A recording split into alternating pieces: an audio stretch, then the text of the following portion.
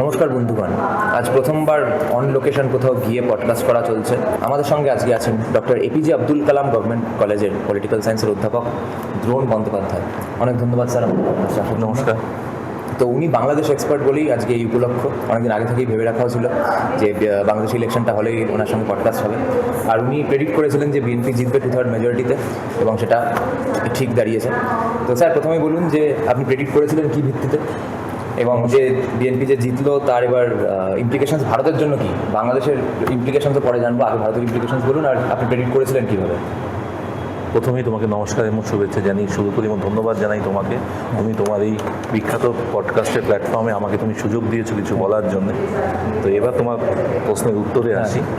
আমি প্রেডিকশনটা আমার ছিল, এবং আমি এটা পাবলিকালিও আমি এটা বলেছিলাম বিভিন্ন জায়গায়, এবং আমি খুব সুস্পষ্টভাবে বলেছিলাম যে বিএনপি এবার ক্ষমতায় আসছে 2/3 মেজরিটি নিয়ে সম্ভবত, এবং জামাত ইসলামীর নেতৃত্বে বিরোধী জোট, মূলত ইসলামিক দলগুলিকে নিয়ে যেটি বিরোধী দলীয় জোট হয়, তারাই প্রধান বিরোধী শক্তি হিসেবে ইমার্জ করবে।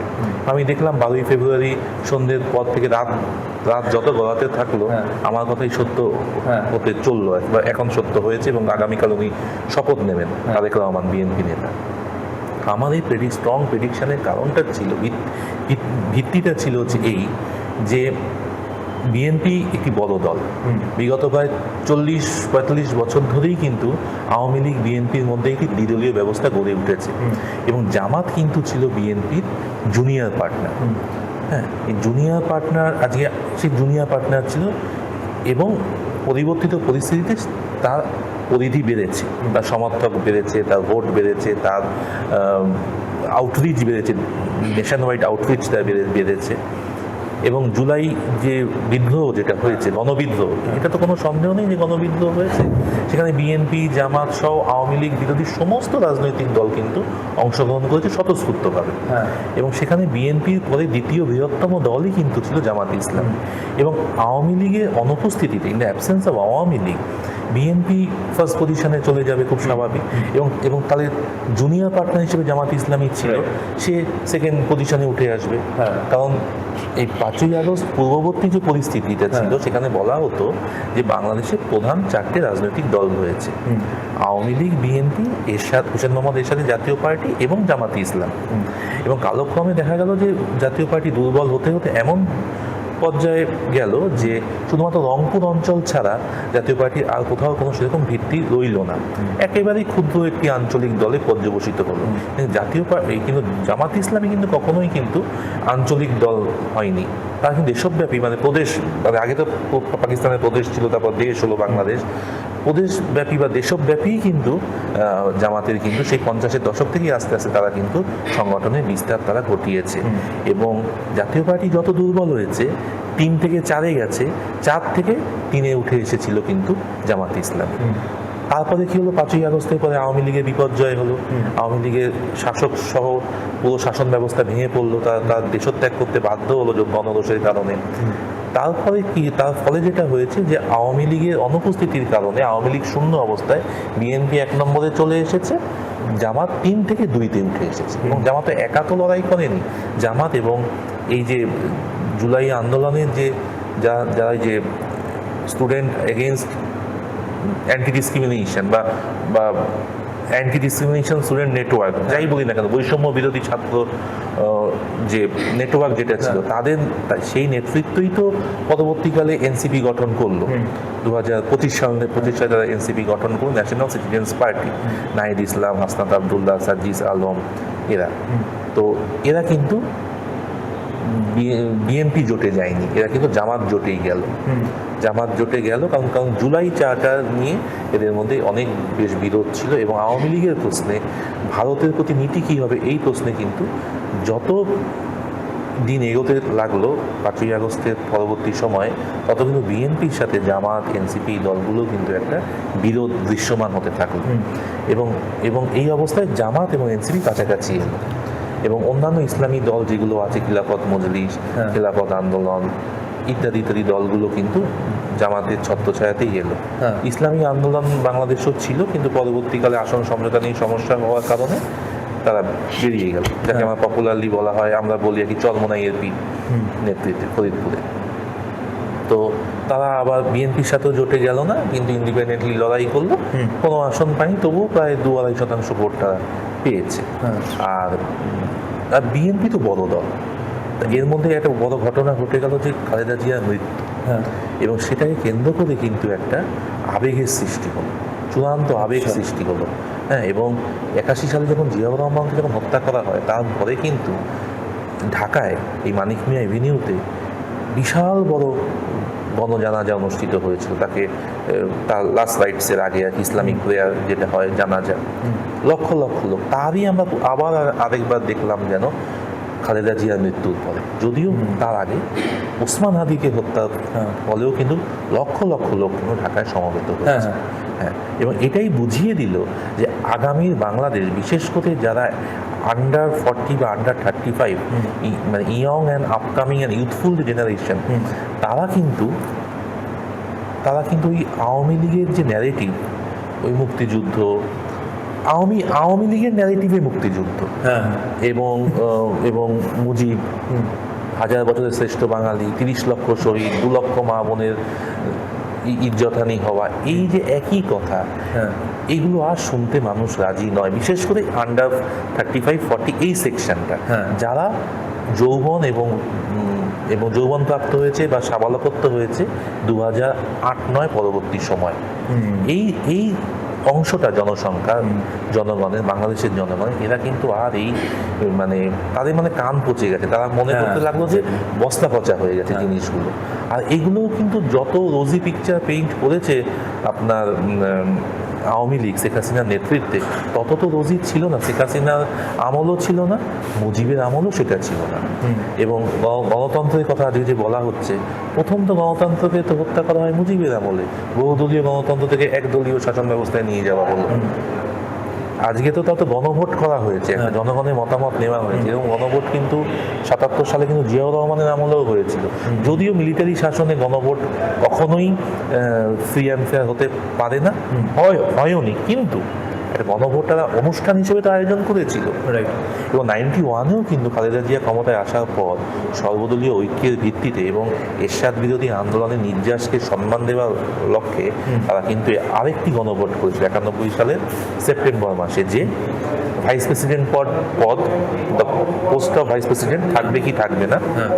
আরেকটা ছিল হচ্ছে যে presidential form of government continued হবে না পার্লামেন্টারি ফর্ম অফ গভর্নমেন্টে রিটার্ন ব্যাক হবে। তো মাত্র 35% মানুষ অংশগ্রহণ করেছিল, কিন্তু সংসদীয় ব্যবস্থার পক্ষেই রায় দেয় মানুষ।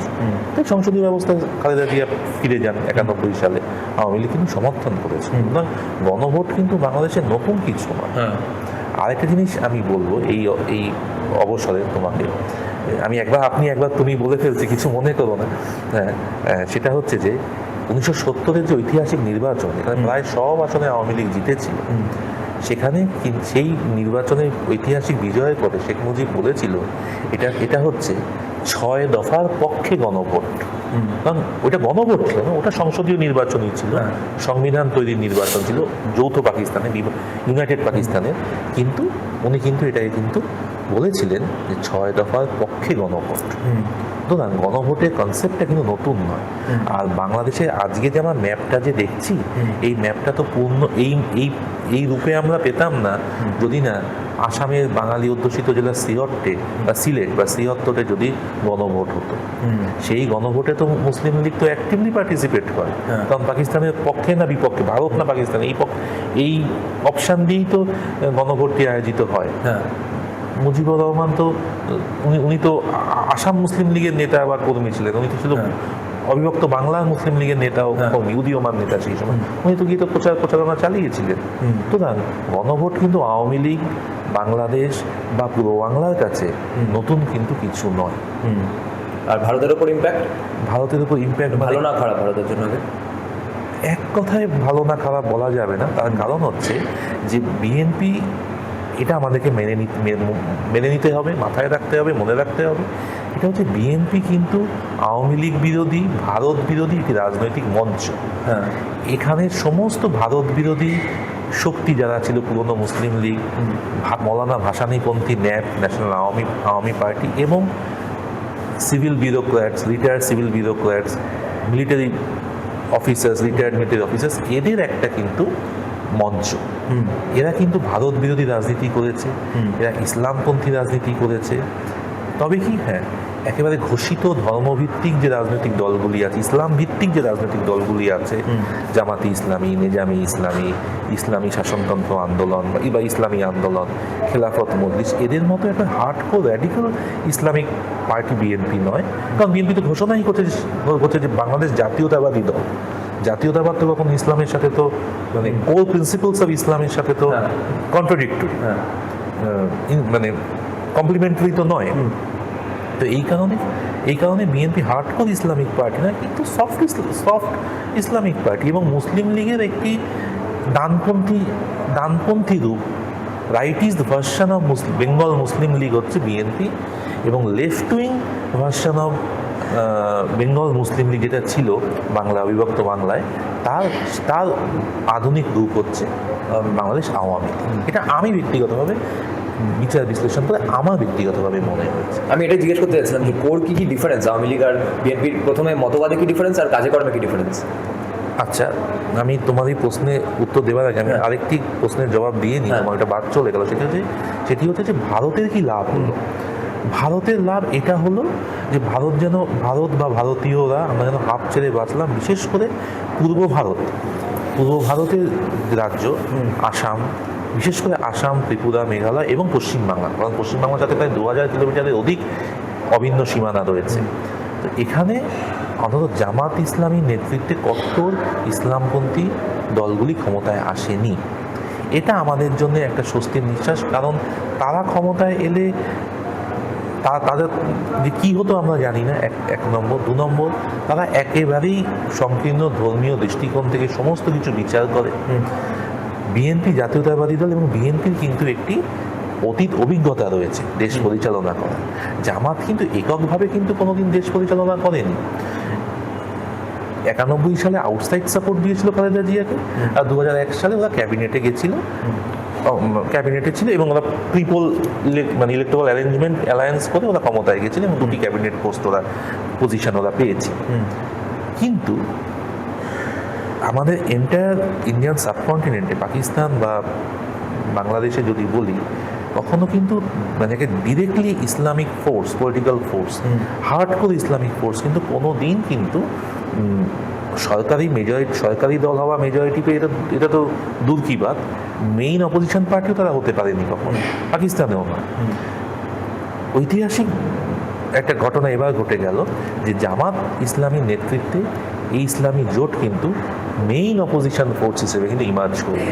পাকিস্তানে কিন্তু যেই লাহোরে জামাত ইসলামীর জন্ম, সেই লাহোরেও কিন্তু, লাহোর মানে পাঞ্জাব প্রদেশই বলো বা তুমি বৃহত্তর অর্থে পশ্চিম পাকিস্তান বলো, যেটা আজকে আমরা দেখি, সেখানে কিন্তু তারা কিন্তু বড় শক্তি কিন্তু নয়।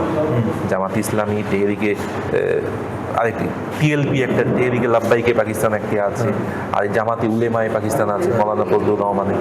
এরা ভোট পায়, কিছু আসন পায়, এদের স্ট্রিট পাওয়ার আছে, এদের স্ট্রং ইসলামিক ন্যারেটিভ আছে, কারণ এদের ধর্ম আছে। আর ইসলামের তো পলিটিক্যাল কন্টেন্ট উইদিন ইসলাম, পলিটিক্যাল কন্টেন্টটা তো খুব স্ট্রং, এবং এটি একটি মিলেনিয়ারিয়ান ইডিওলজি, রিলিজিয়ান বলা যায়। এর নিশ্চয়ই স্পিরিচুয়াল দিক আছে, এর মানে যেটাকে বাংলায় বলে আধ্যাত্মিক দিক আছে, কিন্তু এর আবার একটি রাজনৈতিক দিকও আছে। কারণ মদিনা সনদ হচ্ছে তার সবচেয়ে বড় উদাহরণ। সুতরাং সেখানে দেখতে গেলে আমরা এটা বলতে পারি যে বাংলাদেশে এবার কিন্তু একটা অভিনব ঘটনা ঘটল। ঘটনাটি হচ্ছে যে একটি কট্টর ইসলামিক দল গেল বিরোধী দলে, প্রধান বিরোধী দলে। আর প্রধান বিরোধী দল কিন্তু আমাদের সংসদীয় ব্রিটিশ সিস্টেমে কিন্তু পার্টি ইন ওয়েটিং, বা ক্ষমতায় এসে আসতেই পারে পরের 5 বছর পর। আর বিএনপি লিগাসিটা কিন্তু Islamic Legacy, soft Islamic Legacy. মানে এক কথায় বলতে গেলে বাঙালি মুসলিম জাতীয়তাবাদটাকেই তারা বাঙালি মুসলিম বলছে না, তারা বলছে বাংলাদেশি জাতীয়তাবাদ। এটাই। আর তোমার যে ভারতের ভালো কি মন্দ হলো, ভারত বা বিশেষ করে পূর্ব ভারতের ভালো হলো যে কট্টর ইসলামিক দল ক্ষমতায় আসেনি। বিএনপির মতো একটা মডারেট ইসলামিক ফোর্স ক্ষমতায় এসেছে, যার সাথে ভারত এর আগে কাজ করেছে। জিয়াউর রহমানের সাথে কাজ করেছে, খালেদা জিয়ার সাথে 2টি টার্মে কাজ করেছে। অভিজ্ঞতা যে ভালো, আমাদের অভিজ্ঞতা খুব ভালো নয়, তবুও মানুষ যদি ভোট দেয়, আমরা নিজেরা যদি গণতন্ত্র দেশ হই, ওই দেশের মানুষ নির্বাচিত করলে আমাদের কাজ করতে হবে। এবং আরেকটি বিষয় হচ্ছে যে লক্ষণীয় দিকটা হচ্ছে, খুব স্পেকটাকুলার এবং খুব অ্যালার্মিং দিকটা হচ্ছে যে ওয়েস্ট বেঙ্গল বর্ডার লাগোয়া পুরোটাই জামাত, এক্সেপ্ট ঠাকুরগাঁও, দিনাজপুর ওই অঞ্চলটা বাদে, ওখানে বিএনপি পেয়েছে। পুরোটাই জামাত ইসলাম কিন্তু সিটগুলো পেয়েছে। এবং আরেকটা হচ্ছে ঢাকা শহরের মধ্যে, ঢাকা জেলাতে প্রায় 15টা আসন, তার মধ্যে 6-7টা আসন বা 8টা আসন হচ্ছে ঢাকা শহরকে কেন্দ্র করে, তার মধ্যে 6টা আসনই কিন্তু পেয়েছে জামাত ইসলাম। আচ্ছা, তার মানে শহুরে শিক্ষিত মধ্যবিত্ত শ্রেণী এবং সীমান্ত লাগোয়া গ্রামের মানুষ একটা অদ্ভুত সোশ্যাল কোয়ালিশন কিন্তু জামাত করতে পেরেছে। এটা নিয়ে কিন্তু আমাদের ভবিষ্যতে কিন্তু ভাবতে হবে, আমাদেরকে বিশ্লেষণ করতে হবে। কারণ ঢাকা হচ্ছে নার্ভ সেন্টার বাংলাদেশে, আর উদারতারও নার্ভ সেন্টার, উদারতার নার্ভ সেন্টার, সংস্কৃতির নার্ভ সেন্টার, রাজনীতি, অর্থনীতি, বাণিজ্য, সমস্ত কিছু নার্ভ সেন্টার হচ্ছে রাজধানী ঢাকা। সেই 47 থেকেই এটা হয়ে আসছে পূর্ব পাকিস্তান এবং বাংলাদেশে। সেখানে কিন্তু জামাতের এই উত্থান হলো এবং জামাত এনসিপি জোটের এই উত্থান হলো, সেটা কিন্তু আমাদের কিন্তু ভাবতে হবে। আমি বলছি না যে আমাদের একেবারে সব শেষ হয়ে যাবে, তা না, আমাদের তো ভয় পাওয়ার কিছু, আমরা বড় দেশ, আমরা বড় দেশ, কিন্তু আমাদের সজাগ সতর্ক থাকতে হবে, এটাই। আর সীমান্তকে ব্যবহার করে যাতে সন্ত্রাসবাদী কর্মকাণ্ড যাতে বৃদ্ধি হতে না পারে, এদিকেও কিন্তু আমাদের খেয়াল রাখতে হবে। আমাদের বর্ডার ভিজিলেন্স এবং বর্ডার ম্যানেজমেন্ট, বেটার বর্ডার ম্যানেজমেন্টের কোনো বিকল্প কিন্তু আমাদের নেই।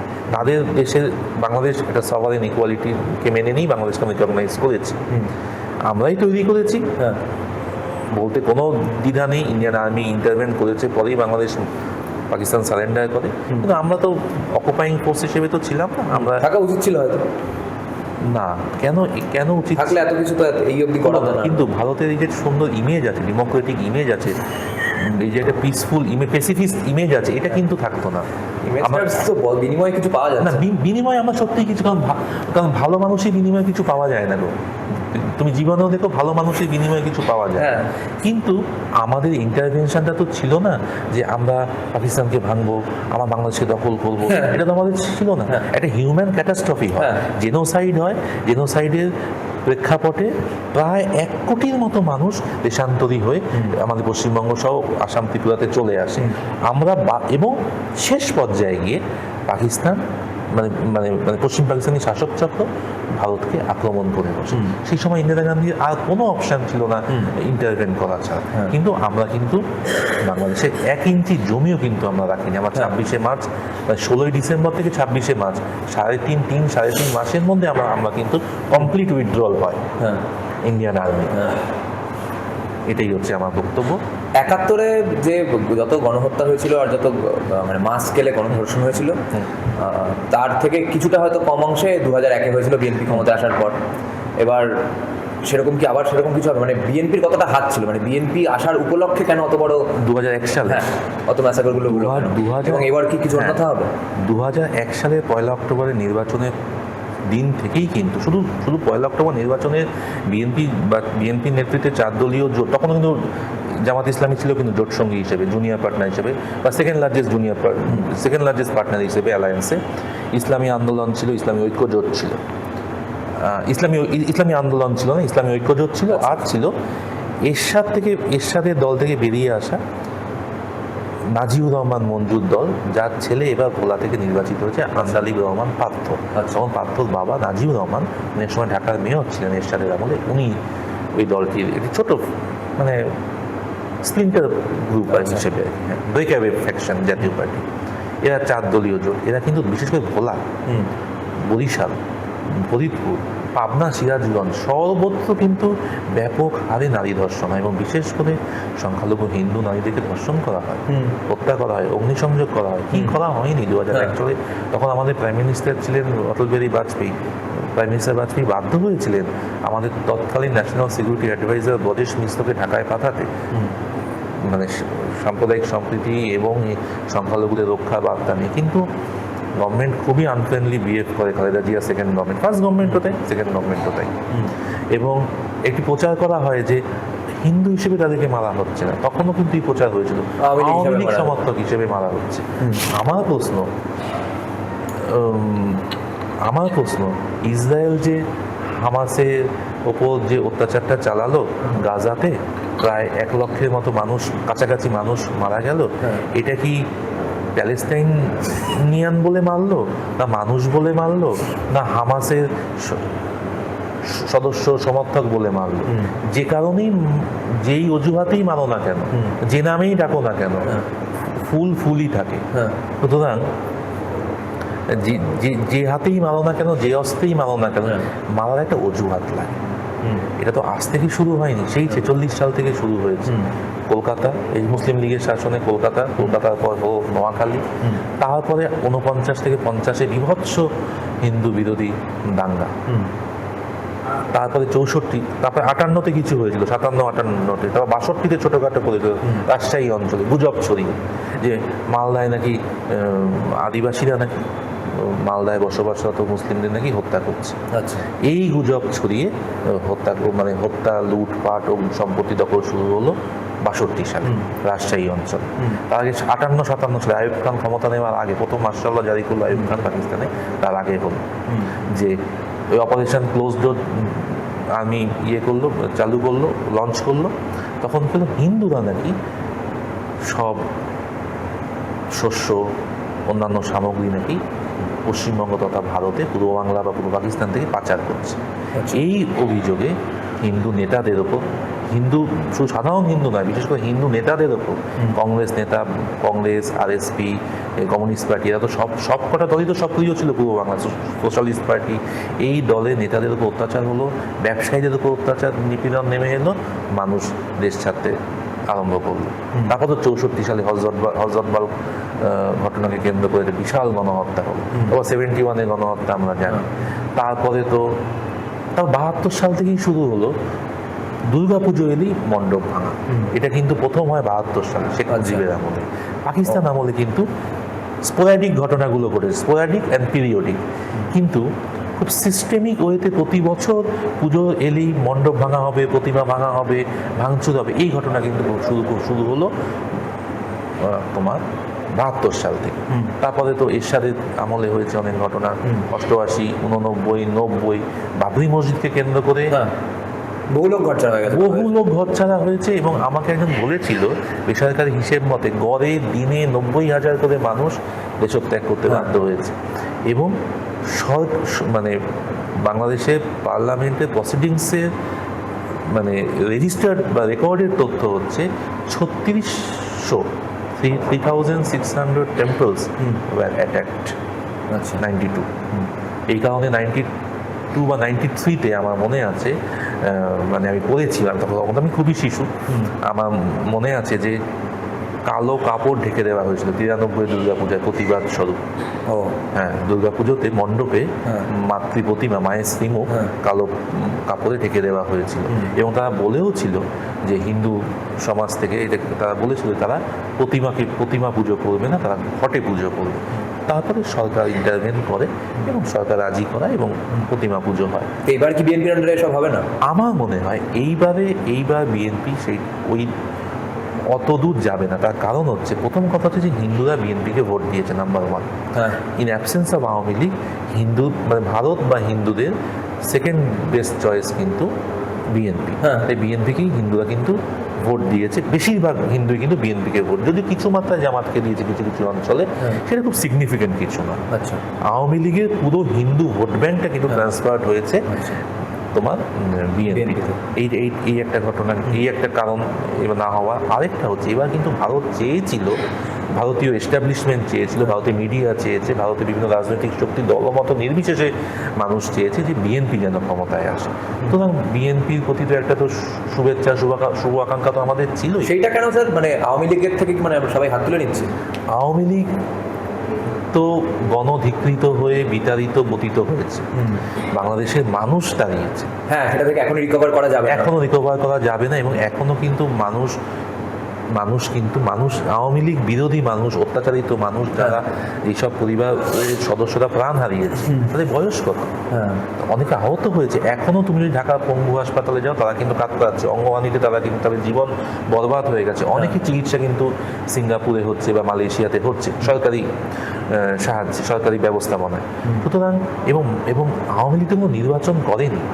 14, 18 এবং 24-এর নির্বাচন নির্লজ্জ নির্বাচন হয়েছে, কিন্তু ওগুলো কোনো ইলেকশন নয়, একদম শো অ্যান্ড শ্যাম। এবং আরেকটা জিনিস হচ্ছে, যেই আওয়ামী লীগ আন্দোলন করেছিল তত্ত্বাবধায়ক সরকারের জন্যে, প্রায় 172 দিনের মতো মনে হয় 94 থেকে 96-এর মধ্যে তারা হরতাল ডেকেছিল। তারাই 2011 সালে তারা এটাকে তুলে দিল তত্ত্বাবধায়ক সরকার সিস্টেমে।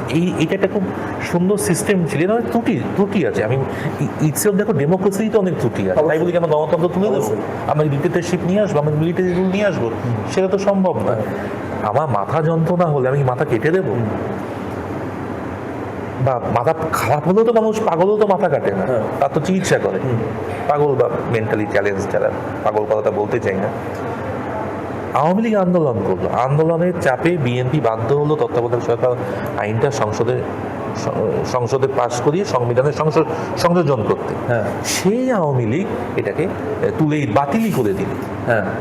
এবং এটা তো একটা ন্যাশনাল কনসেনসাসের মাধ্যমে তো এই কেয়ারটেকার গভর্নমেন্টের ফর্মুলাটা বা প্রভিশনটা পার্লামেন্টে ইনক্লুডেড হয়েছিল। এটা কিন্তু শুধু 94 থেকে 96 আন্দোলনে হয়নি। এরশাদের পতনের পর ত্রিদলীয় জোট, আওয়ামী লীগ নেতৃত্বে একটি জোট ছিল, বিএনপির নেতৃত্বে একটা জোট ছিল, আর ছোট্ট একটা বাম জোট ছিল। এই 3টে দলের জোটের রূপরেখা, এবং জামাতও ছিল আলাদা সেপারেটলি। মূলত ত্রিদলীয় জোট এবং জামাত, এদের সবার একটা চিন্তাভাবনার ফসল, কিন্তু যৌথ ফসল হচ্ছে এই তত্ত্বাবধায়ক সরকার। তাই কিন্তু সংবিধানে কোনো প্রভিশন থাকা না সত্ত্বেও এরশাদের পতনের পর বিচারপতি শাহাবুদ্দিন আহমেদকে কেয়ারটেকার গভর্নমেন্টের চিফ করে কিন্তু ওনাকে প্রেসিডেন্ট অ্যান্ড কেয়ারটেকার গভর্নমেন্টের চিফ করে কিন্তু 91 ইলেকশনটা হয়। এবং আওয়ামী লীগও কিন্তু প্রথম ক্ষমতা এলো মুজিব হত্যার পরে, দীর্ঘ 21 বছর পর। মোহাম্মদ হাবিবুর রহমানের মতো মানুষের, সৎ বিজ্ঞ প্রাজ্ঞ মানুষের নেতৃত্বে যখন তত্ত্বাবধায়ক সরকার গঠিত হলো, তার আন্ডারে নির্বাচন হলো মোটামুটি ফ্রি অ্যান্ড ফেয়ার। সেখানে কিন্তু আওয়ামী লীগ প্রথমবারের মতো ক্ষমতায় এলো 96-তে, after the assassination of Mujib in 1975। মানে দীর্ঘ 21 বছর প্রায় 2 ডিকেডস গ্যাপে। এখানে তুমি বলতে পারো যে বিএনপিরও দোষ আছে। বিএনপি বিচারকদের বয়স, রিটায়ারমেন্টের এজ 65 থেকে আই থিঙ্ক 67 or 68 করেছিল, যাতে লাস্ট রিটায়ারিং জাজ চিফ জাস্টিস উনি একটু প্রো বিএনপি ছিলেন। আর বাংলাদেশে এত পলিটিসাইজড একটা সোসাইটি, এখানে তুমি নিউট্রাল বা তুমি একটু পলিটিক্যালি অ্যালুফ পার্সন পাওয়া যাবে না। সেখানে KM হাসানকে করার কথা ছিল। KM হাসান আওয়ামী লীগ মানবে না, এবং তাই তো মানবে না। আন্দোলন, মুখোমুখি সংঘর্ষ, দেশ প্রায় সিভিল ওয়ারের মুখোমুখি পরিস্থিতি হলো, আর্মি ইন্টারভেন করতে বাধ্য হলো। তাই 6 ইলেকশন, শিডিউলড ইলেকশন হলো 8 ডিসেম্বরে। 28 ডিসেম্বর মনে হয় ইলেকশন হয়েছে, 28 ডিসেম্বর ইলেকশন হয়েছে, আমি যদি ভুল না করি। তো শেখ হাসিনা এমনিতে ভোট করতে দিচ্ছিলেন না কেন? মানে জাস্ট ক্ষমতার লোভে, নাকি ভয়ে যে মানে গোনা ইসলামীরা দেশ নিয়ে নেবে সেই জন্য? আমার যেটা মনে হয়, টানা 15 বছরের শাসনে বাংলাদেশে আর্থসামাজিক উন্নতি হয়েছে। আর্থসামাজিক উন্নতি হয়েছে, এটা নিয়ে কোনো ধ্রুবরাঠি থেকে অমর্ত্য সেন সবাই তো খুবই না, এটা কিন্তু দৃশ্যমান, ভিজিবল ডেভেলপমেন্ট হয়েছে at the cost of Indian industries. মানে আমাদের এখান থেকে সরিয়ে ওখানে পাঠানো, এটা হয়েছে, বিশেষ ইস্টার্ন ইন্ডিয়া ক্ষতিগ্রস্ত হয়েছে। আর কিন্তু বাংলাদেশের উন্নতি হয়েছে, এক্সপোর্ট বেড়েছিল, ফরেন এক্সচেঞ্জ বেড়েছিল, পার ক্যাপিটাল ইনকাম বেড়েছিল, জিডিপি বেড়েছিল, পার ক্যাপিটাল পারচেজিং পাওয়ার প্যারিটি অনুযায়ীও বেড়েছিল। সমস্ত ইন্ডিকেটার্সে বাংলাদেশ ডেভেলপ করেছিল, শুধু ইকোনমিক না, social indicators, human development index, millennium MDG, millennium development goals, বাংলাদেশের অ্যাচিভমেন্ট ছিল। এই অ্যাচিভমেন্টটা 2009 সালে হাসিনা শুরু করেছে তা কিন্তু নয়, এটা কিন্তু ধারাবাহিকভাবে হয়েছে। হাসিনা এটাকে অ্যাক্সিলারেট করেছে, এটা ঠিক। বড় বড় মেগা মানে যেগুলোকে মেগা প্রজেক্ট বলে, পদ্মা ব্রিজ, হ্যাঁ। মেট্রো রেল, হ্যাঁ, তারপর কর্ণফুলী টানেল, এগুলো তো ইকোনমিতে একটা খুব বড় অবদান রাখছে। হ্যাঁ। ডেভেলপমেন্ট করেছে, কিন্তু ডেভেলপমেন্ট কিন্তু সবসময় কিন্তু মানুষের সমর্থন আদায় করতে পারে না। কখনোই পারে কিনা সন্দেহ। কখনোই পারে কিনা সন্দেহ। কারণ পলিটিশিয়ানদেরকে টিকে থাকতে গেলে পলিটিক্সটা ঠিক করে করতে হবে, ইকোনমিক্সটা ঠিক করে করলে কিন্তু হ্যাঁ। চলবে না। এবং আরেকটা কথা, এর সাথে কিন্তু বিপুল পরিমাণে দুর্নীতি হচ্ছে, বিশেষ করে আচ্ছা। বিদ্যুৎ খাতে, বিশেষ করে তোমার মেগা প্রজেক্টগুলোতে বারবার বাজেট অ্যালোকেশন বাড়িয়ে মানে মানে প্রকল্পগুলো দেরি করে শেষ করা হতো। আচ্ছা। এগুলো ছিল প্রভূত অর্থ পাচার হয়েছে। বাংলাদেশ একটা গরিব দেশ, ছোট দেশ, প্রভূত অর্থ পাচার হয়েছে। এবং ভূমি প্রতিমন্ত্রী বা ভূমিমন্ত্রী চট্টগ্রামে আনোয়ারুজ্জামান ভদ্রলোকের নাম, এই শ্রী আনোয়ারুজ্জামান, হ্যাঁ। এখন উনি আছেন ইংল্যান্ডে।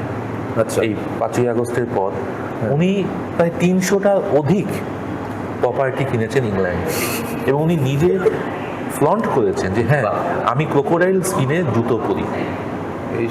এটা international media, Al Jazeera, financial টাইমসে এসেছে এই কথাগুলো। আচ্ছা।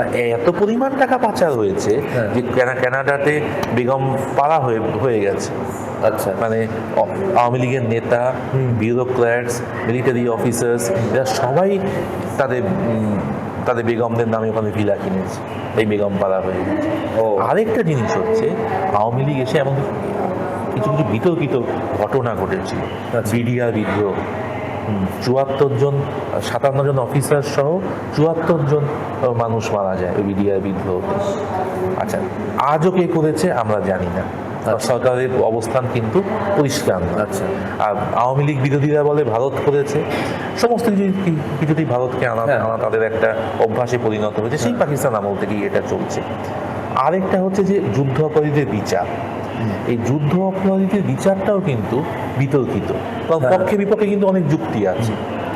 শেখ মুজিবের আমলে যাদের বিরুদ্ধে কোনো মামলা ছিল না, যাদের বিরুদ্ধে কোনো জিডি এফআইআর কিছু হয়নি, হ্যাঁ। তাদেরকে আবার বিচারের সম্মুখীন করা হলো, এই একটা গেল।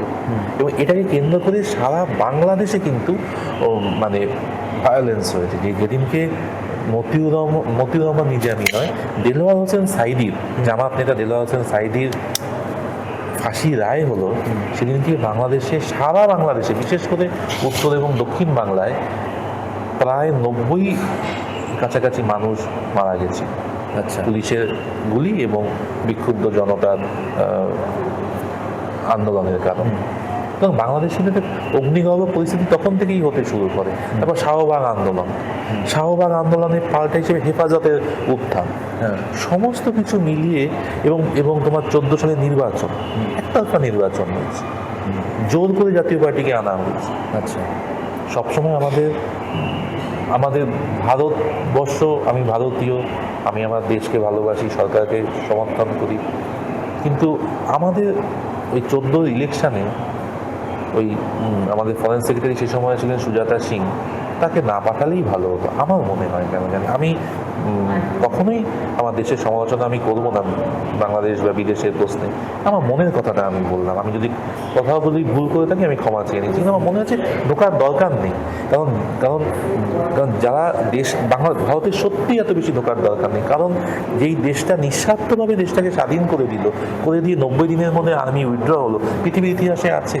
তারপরেও কিন্তু ভারতীয়দের মন কিন্তু মানে ভারতীয়রা কিন্তু ভারতবর্ষ এবং ভারতীয়রা কিন্তু বাংলাদেশের মন তারা কিন্তু পায়নি। নানান অছিলায় তারা কিন্তু ভারত বিরোধিতায় পড়ে গেছে। সেখানে কিন্তু কেউ কম যায়নি, কেউ কম কেউ বেশি, কেউ করেনি ভারত বিরোধিতা, এটা বলা যাবে। ভারতকে অগ্রাহ্য করে, ইন্দিরা গান্ধীকে অগ্রাহ্য করে, যে ইন্দিরা গান্ধী না থাকলে বাংলাদেশের ইস্যুটা সারা পৃথিবীতে এস্টাবলিশ করাই যেত না। এই ইন্দিরা গান্ধী নিজে সারা ওয়ার্ল্ড ট্যুর করে মুজিবের মুক্তির কথা উনি বলেছেন। সেই শেখ মুজিব ইন্দিরা গান্ধীকে অগ্রাহ্য করে উনি ইসলামিক ওআইসি সামিট হলো 74 সালে, সেখানে লাহোরে, সেখানে উনি গেলেন। উনি কিন্তু অগ্রাহ্য করে গেলেন। যেটার জন্য বানানো হলো তার উল্টো কাজ করতে, আবার তিনি তার উল্টো কাজ করতে গেলেন। উনি ভারতের সাথে যোগাযোগ করে যেতেন, কথা বলে যেতেন উনি। ভারত তো তার সভারেন তো আক্রমণ করবে না, কিন্তু এই যে অগ্রাহ্য করা, ইগনোর করা, এটা কিন্তু খুব খারাপ। এবং ভারত যদি প্রেশার না দিত, ভারত এবং সোভিয়েত ইউনিয়ন, তাহলে কি মুজিব বেরিয়ে আসতে পারতো? পারতো। স্যার, এই পশ্চিমবঙ্গের বর্ডার ধরেই যে শুধু জামাতদের উত্থান, এটার পিছনে কি কিছু রহস্য আছে বা কনস্পিরেসি থিওরি আছে, নাকি মানে জাস্ট ওখানেই ঘটনাচক্রে সবাই আলাদা করে জামাত পক্ষী? আর এটার জন্য কি ওয়েস্ট বেঙ্গল আলাদা কিছু সমস্যা হবে কি আদৌ? অনেকগুলো কিন্তু ফ্যাক্টরস আছে এখানে। এই ওয়েস্ট বেঙ্গল বর্ডার লাগোয়া যে ইস্ট বেঙ্গলের যে জায়গাগুলো, এগুলো কিন্তু অনেক মানে হেভিলি কিন্তু হিন্দু ডমিনেটেড। ঠিক আছে, এবং হিন্দু ডমিনেটেড বলে ওখানেও কিন্তু পলিটিক্যাল পোলারাইজেশনটা কমিউনালিজমের ভিত্তিতে খুব স্ট্রং। এবং যেহেতু হিন্দুরা প্রায় এন ব্লক বা এন মাস আওয়ামী লীগকে ভোট দেয়, তাই ওখানেও তারা কিন্তু আর কোনো ডিলেমা নেই, সবাই জামাত, মানে বিএনপিতে আর যায় না, শুধুমাত্র ওই ঠাকুরগাঁও ওই জায়গাটা ছাড়া, ওইটা আবার হিন্দু ডমিনেট হওয়া সত্ত্বেও একেবারে জামাতকে ভোট দিয়েছে। আরেকটা হচ্ছে দীর্ঘদিন ধরে 80-র দশক থেকেই এটা শুরু হয়েছে, এই বর্ডারকে কেন্দ্র করে তোমার ইল্লিগাল মাদ্রাসা, যেগুলোকে খারিজি মাদ্রাসা বলা হয়, যেগুলো কোনো মানে অ্যাক্রিডিশন নেই, কোনো প্রপার অ্যাফিলিয়েশন নেই, প্রপার একাডেমিক অডিট হয় না, সিলেবাস স্কুটিনি হয় না, এগুলো ডেভেলপ করতে আরম্ভ করে। এবং কবে থেকে এটা 80-র দশকের শেষের থেকে, যবে থেকে মানে 80-র দশক থেকে তোমার পেট্রো ডলারের রমরমাটা হলো, মিডল ইস্ট থেকে আসতে শুরু করলো, তখন থেকেই ইসলামিক ইউফোরিয়া। ওটারই আগে অবধি তো আমরা বাংলাদেশি বলতেই মানে এমনি শার্ট প্যান্ট পরা, শাড়ি পরা মহিলা বুঝতাম, তারপরে সবাই বুরকা করতে শার্ট প্যান্ট পরা, শাড়ি পরা, টিপ পরা, এবং আমাদের মহিলাদের সাথে মানে মানে আমাদের তোমাদের আমি করতে চাই না, আমি বলছি হিন্দু বাঙালি মহিলাদের সাথে বাঙালি কিছু বোঝা যেত, শুধু শাখা পলা পরতো না, সিঁদুর পরতো না, এই যে চুড়ি, বালা, সোনার হার, আংটি সবই একই রকম ছিল, ঘোমটা দিতেও একই রকম ভাবে। পরবর্তীকালে ওসব পাল্টে যেতে আরম্ভ। তবে এটা শুধু বাংলাদেশের ফেনোমেনন নয়, গোটা ইসলামিক ওয়ার্ল্ডেই এটা। পেট্রো ডলার থেকে সব জায়গাতেই ভারতে হয়েছে। তোমার পাল্টা আবার হিন্দুদের মধ্যে আইডেন্টিটি এক্সপ্রেশনের একটা ইউফোরিয়া কাজ করেছে, হয়েছে, একেবারে যে কিছু হয়নি তা নয়। যেই প্রসঙ্গে ছিলাম সেটা হচ্ছে যে আমি একটা কথা বললাম যে এই যে ইল্লিগাল মাদ্রাসাগুলো, এবং এদের কি সিলেবাস, কোথাকার অ্যাফিলিয়েশন, কি পড়ানো হয়, কি ট্রেনিং দেওয়া হয়, এই লক্ষ লক্ষ এই ম্যান পাওয়ার ভবিষ্যতে পাস আউট করে তারা কি কন্ট্রিবিউশন রাখবে সমাজে, ইকোনমিতে, কোনো ঠিক নেই। তারা তো সন্ত্রাসবাদের পথেই যাবে, তারা তো জঙ্গিবাদের পথেই যাবে। এবং 1 থেকে 6 2001 থেকে 6 যখন বিএনপি ক্ষমতায় ছিল, বিএনপি জামাত জোট, আমরা তো বাংলা বাইরে উত্থান দেখেছিলাম, আমরা তো দেখেছিলাম কিভাবে মহিলাদেরকে বাধা দেওয়া হয়েছিল, তারা যাতে বাইরে কাজ করতে না পারে, এই এনজিওগুলোকে বাধা দেওয়া হয়েছিল, এনজিও অফিস পুড়িয়ে দেওয়া হয়েছিল, আশা, পোশিকা, ব্র্যাক, গ্রামীণ ব্যাংক, এদের সমস্ত এনজিও কিন্তু আক্রান্ত হয়েছিল। এগুলো তো আমরা তো জানি এই ঘটনাগুলো ঘটেছে। আচ্ছা, এবার এখনো যে আলটিমেটলি জামাত পুরো বাংলাদেশে জিততে পারলো না, এর মানে কি তাহলে ধরে নিতে হবে যে ওভারঅল মেজরিটি জনগণ বাংলাদেশে এখনো কিছুটা হলেও একটু ডিগ্রি অফ ধর্মনিরপেক্ষতা আছে, সেই জন্য বিএনপি? ধর্মনিরপেক্ষতা নেই, ওয়াই বিএনপি ওভার জামাত? কট্টর ইসলামিক শাসনটা তারা চায় না। তার কারণ হচ্ছে তারা একটা সফট ইসলামিক স্টেট চায়। কারণ বাংলাদেশ ইসলামিক স্টেট, কারণ স্টেট রিলিজিয়ন তো ইসলাম। বাংলাদেশ তো মুজিবের আমলেই তো ওআইসিতে গেছে, মুজিবের আমলেই তো সরকারি অর্থায়নের পৃষ্ঠপোষকতা ইসলামিক ফাউন্ডেশন প্রতিষ্ঠা করা হয় 1974 সালে। শেখ মুজিবের সরকারই তো তবলিগ জামাতকে ঢাকা শহরের বুকে কাকরাইলে বিনামূল্যে জমি দান করে মসজিদ নির্মাণের জন্য। টঙ্গীর কাছে যে বিশ্ব ইজতেমা হয়, সেখানকার জমি তো উনিই তো ব্যবস্থা, জমি বাড়িতে হওয়ার ব্যবস্থাপনা তো উনিই করেন। কিন্তু এত মন্দির যে ক্ষতিগ্রস্ত হয়েছিল 71-এ মুক্তিযুদ্ধের সময়, ওই সরকার থেকে তো কোনো সাহায্য সহযোগিতা করেনি মুজিব সরকার। রমনা কালীবাড়ি যেটা ভেঙে দিয়ে, যার চূড়া ভেঙে দিয়েছিল পাকিস্তান আর্মি, এবং ওই রাজা গণহত্যা হয়েছিল। রমনা কালীবাড়ি কিন্তু একটা মানে কি বলবো, বিভৎস ঘটনা। এবং কোথায় তার লোকেশন, কোনো গ্রামগঞ্জে নয়, ঢাকা শহরের কোনো শহরতলিতে নয়, একদম তোমার হার্ট অফ দ্য সিটিতে। বাংলা একাডেমির অপোজিটে university Bangla academy atomic centre, এগিয়ে গেলে শাহবাগ, তার উল্টো দিকে রমনা মন্দির, মানে রমনা ময়দান, ওখানেই হচ্ছে রমনা কালীবাড়ি। তার 120 ফিট চূড়া ছিল। আচ্ছা, এবং তোমাকে আমি এই কথাটা বলি, যুদ্ধে মানে ভারত পাকিস্তান যুদ্ধ লেগে গেল তোমার ডিসেম্বর মাসে, তার আগে কিন্তু ইয়াহিয়া খান অ্যাডমিনিস্ট্রেশন কিন্তু চেয়েছিল এটাকে আবার পুনর্নির্মাণ করতে, এবং শোনা যায় কিছু সরকারি অর্থ বরাদ্দ হয়েছিল, এবং নেপালের রাজা তখন ছিল মহেন্দ্র, সেইখানে একটা ভূমিকা পালন করেছিল। আচ্ছা, হ্যাঁ, করেছিল। কিন্তু তারপর যুদ্ধ হয়ে গেল, বাংলাদেশ মুক্ত হলো, মুজিব সরকার কিন্তু কিছু করলো না, এবং হিন্দুরা বারবার দাবি জানালো যে আমাদেরকে মন্দির পুনর্নির্মাণ করার অনুমতি আপনি দিন। মুজিব কিন্তু সেই অনুমতি কিন্তু দেয়নি না। পুরো অবশিষ্ট যে স্ট্রাকচার ছিল মন্দিরের, সেটা বুলডোজ করা হলো, মাটির সাথে মিশিয়ে দিয়ে সেই জমি হ্যান্ডওভার করা হলো পিডাব্লিউডিকে। পিডাব্লিউডি তার কিছু অংশ হয়তো দিল ঢাকা ক্লাবকে। তারপর তো মামলা মোকদ্দমা চলেছে। খালেদা জিয়ার আমলে কিন্তু এই যে গয়েশ্বর রায় যে জিতেছেন কেরানীগঞ্জে, ওনার একটা ভূমিকার কারণে কিন্তু ওই 1 থেকে 6-এর সময়ে 3-4 এই সময়টাতে কিন্তু আস্তে আস্তে হিন্দুরা জমিটা দখল দিল, আস্তে আস্তে মন্দির তৈরি করতে আরম্ভ করলো। তারপর তো সুষমা স্বরাজের একটা মিডিয়েশনের ফলে ওনার একটা ভূমিকা উনি নিলেন, এবং গভর্নমেন্ট অফ ইন্ডিয়া 7 crore দিল, তারপরে মন্দিরটা আবার পুনর্নির্মিত হলো। একইভাবে ইন্দিরা গান্ধীও কিন্তু চট্টগ্রামের চট্টেশ্বরী মন্দির ধ্বংসপ্রাপ্ত হয়েছিল, সেই মন্দির পুনর্নির্মাণ এবং মন্দিরের যে পুজোর সামগ্রী সমস্ত কিছু ভারত সরকার দিয়েছে। আচ্ছা, কংগ্রেস, ইন্দিরা গান্ধী কংগ্রেস, সুষমা স্বরাজ বিজেপি, তারপরে যখন ভিনা সিকরি যখন ডেপুটি হাই কমিশনার ছিলেন ঢাকাতে, তখন মনমোহন সিং প্রাইম মিনিস্টার, নাটোরের জয়কালী মন্দির নাটোরে, সেটা কিন্তু পুনর্নির্মাণ করে দেওয়া হয়। এবং সাভারের যে রথ, বিখ্যাত রথ, ধামরাইয়ের রথ, 400 মাহেশের রথের পরেই ধামরাইয়ের রথ, আচ্ছা, সেই রথ কিন্তু পুনর্নির্মাণ করে দেয় ভারত সরকারের অর্থায়নে। আমার প্রশ্ন, এগুলো তো বাংলাদেশের সম্পদ, বাংলাদেশের ইতিহাস ও ঐতিহ্যের অংশ, ভারত সরকারকে কেন ভূমিকা নিতে হবে? ভারত সরকার করেছে ভালো কথা, কংগ্রেস গভর্নমেন্টও করেছে, বিজেপি গভর্নমেন্টও করেছে, কিন্তু ভারত সরকারকে কেন করতে হবে? বাংলাদেশ সরকার কেন নিল এই টাকাগুলো?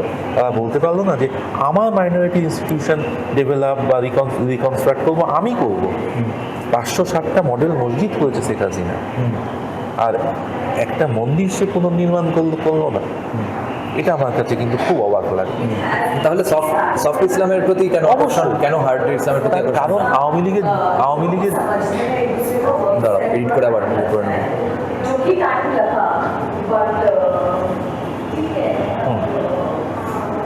হ্যাঁ, তাহলে সফট ইসলামের প্রতি আকর্ষণ কেন এখনো জামাতকে মেনে নিচ্ছে না বাংলাদেশে?